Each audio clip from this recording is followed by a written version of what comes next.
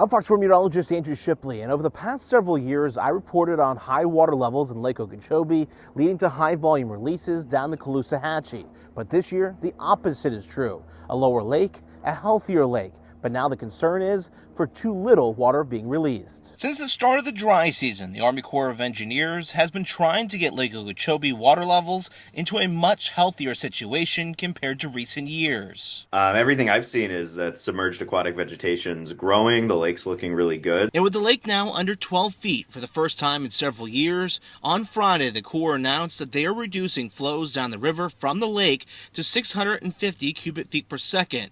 When recovery operations started in December, releases were more than 3 times that.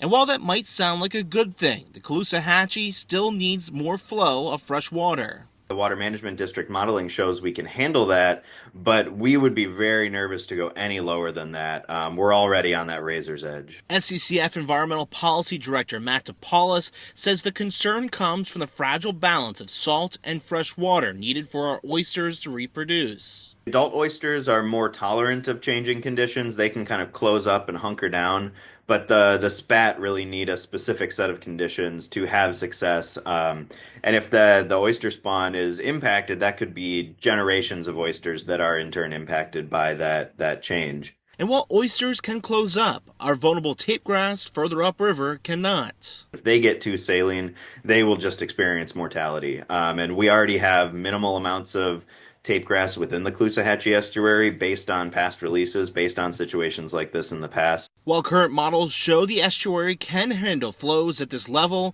DePaulis says this is the bottom that cannot be reduced any further. If the model starts to deviate from the real world conditions that we're observing on the ground, we really hope that the South Florida Water Management District and the Army Corps are going to be responsive to that to protect the estuary.